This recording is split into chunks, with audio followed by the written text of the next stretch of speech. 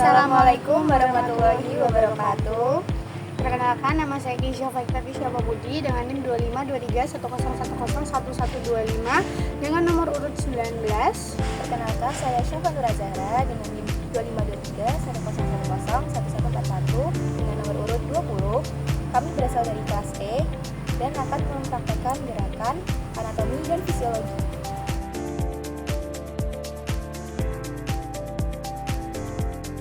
Baik, untuk istilah anatomi yang pertama ada anterior yang artinya menunjukkan kedudukan lebih ke arah depan. Contohnya, lambung memiliki letak anterior dibandingkan limfa. Untuk yang kedua adalah medial, yaitu menunjukkan ke arah tengah atau ke arah medial. Contohnya, jari manis memiliki letak medial dibandingkan ibu jari. Yang ketiga adalah superior, yaitu menunjukkan pada bagian atas. Contohnya, mulut memiliki letak yang lebih superior dibandingkan dagu. Yang keempat ada dextra yang menunjukkan pada bagian kanan. Yang kelima ada ventral yang menunjukkan pada bagian depan ruas tulang belakang. Yang keenam ada internal yaitu menunjukkan pada bagian dalam. Yang ketujuh ada proximal yang menunjukkan pada daerah yang mendekati batang tubuh. Contohnya, siku terletak proksimal dibandingkan telapak tangan. Yang kedelapan adalah parietal yaitu sisi terluar. Yang kesembilan adalah superficial yaitu letak yang paling dangkal dengan permukaan. Contohnya, otot memiliki letak superficial dibandingkan tulang. Yang ke-10 adalah horizontal atau bidang datar. Yang ke-11 yaitu transversal adalah potongan melintang yang membagi tubuh menjadi dua bagian. Selanjutnya yang ke-12 adalah posterior artinya di belakang. Yang ke-13 adalah lateral artinya di samping. Contohnya telinga berada lateral dengan mata. Yang ke-14 inferior yaitu bagian bawah. Lalu yang ke-15 sinistra yaitu bagian sebelah kiri tubuh. 16 yaitu dorsal artinya tulang punggung atau tulang ekor. 17 yaitu eksterna artinya bagian luar. Lalu 18 distal artinya menjauhi batang tubuh. Contohnya siku berada berjauhan dengan batang tubuh. 19 parietal artinya pinggir atau tepi. Dan 20 visceral artinya berbatasan dengan bagian dalam. Yang selanjutnya di nomor 21 ada profunda yang menunjukkan pada bagian yang lebih dalam dari permukaan. Contohnya, tulang hasta dan pengupil terletak profunda dibandingkan otot lengan bawah. Yang ke-22 ada vertikal yaitu bidang tegak.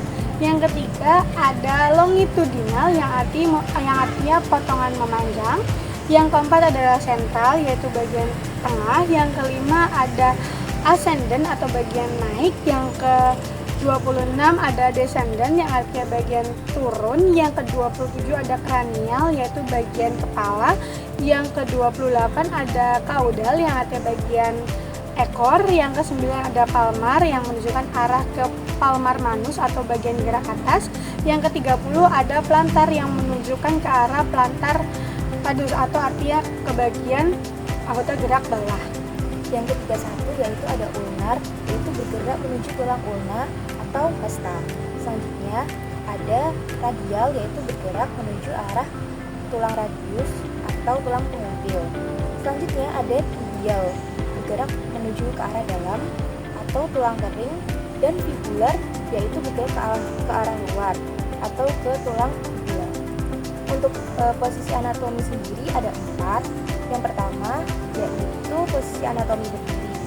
Tubuh berdiri secara tegak, pandangan menghadap ke depan, dan telapak tangan menghadap ke depan. Yang kedua ada posisi terlentang, yaitu tidur secara terlentang dengan wajah menghadap ke atas. Yang ketiga posisi tengkurap, yaitu wajah menghadap ke bawah dan punggung berada di atas.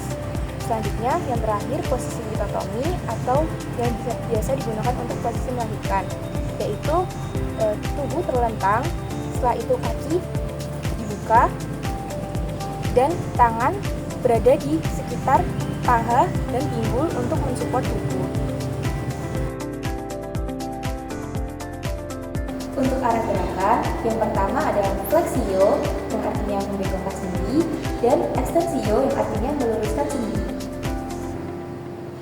Selanjutnya ada gerakan abduksi dan aduksi. Untuk gerakan abduksi adalah gerakan menjauhi badan, dan untuk gerakan aduksi adalah gerakan mendekatkan badan. Selanjutnya ada gerakan rotasi, yaitu memutar sendi. Rotasi dapat dilakukan seperti ini, dan ke kanan. Lalu selanjutnya ada gerakan sirkumduksio, yaitu menggabungkan dua gerakan. Seperti contoh, kita akan menggabungkan gerakan abduksi dan aduksi. Abduksi seperti ini dan aduksi seperti ini. Selanjutnya ada gerakan elevasi dan depresi. Elevasi adalah gerakan mengangkat seperti ini, dan depresi adalah gerakan menurunkan seperti ini. Lalu untuk selanjutnya ada gerakan kaki.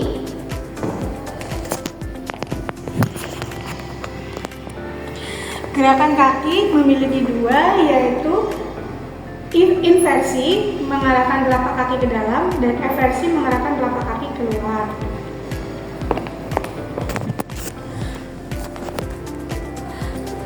Lalu gerakan selanjutnya adalah supinasi khusus untuk tangan. Supinasi adalah gerakan mengadahkan tangan. Lalu pronasi adalah gerakan mentelungkupkan atau membalik tangan. Selanjutnya ada gerakan rotasi pada tangan. Yang pertama endorotasi atau berputar ke arah dalam, dan eksorotasi yang artinya berputar ke arah luar. Untuk bidang median sendiri dibagi menjadi 4. Ada koronal, yaitu dibagi di tengah menjadi depan dan belakang. Ada transversal yang dibagi menjadi 2 bagian, atas dan bawah. Dan ada bagian median atau yang dibagi bagian tengah menjadi kanan dan kiri. Baik, selanjutnya kita akan bersama-sama belajar tentang rongga-rongga yang ada pada tubuh manusia. Yang pertama yaitu rongga tengkorak yang bisa disebut dengan cavum cranialis, yang isinya berupa otak besar yaitu cerebrum, otak kecil yaitu cerebellum, dan batang otak yaitu brainstem. Yang kedua yaitu rongga mata yang sering dibilang dengan cavum orbital yang berisi dengan mata itu sendiri yaitu orbital. Yang ketiga adalah cavum atau rongga hidung yang bisa disebut dengan cavum nasi yang menjadi tempat pertukaran udara untuk bernafas. Lalu rongga mulut yang bisa disebut dengan cavum oris yang berisikan lidah dan gigi. Dan yang kelima ada rongga telinga tengah atau cavum tympani yang berisikan tulang-tulang pendengaran yaitu malleus, incus ataupun stapes. Selanjutnya untuk rongga di bagian dada, yang pertama ada rongga dada atau cavum thoracis, yaitu terdiri dari paru-paru atau pulmo, jantung atau kardio, lalu pembuluh darah aorta, vena cava, arteri, dan pulmonalis. Ada juga trakea, esophagus, dan bronchus.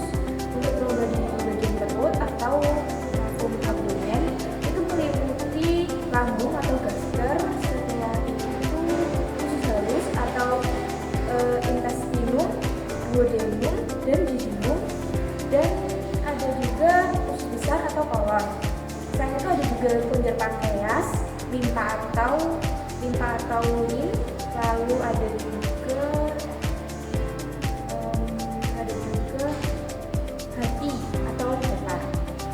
Nah, untuk rongga pangku sendiri meliputi kandung kemih atau velva urinaria, lalu rektum, dan pada laki-laki ada kelenjar prostat, sedangkan perempuan ada rahim, uterus, dan ini telur atau ovari. Baik, sekian video dari kami tentang arah Anatomi dan fisiologi. semoga rongga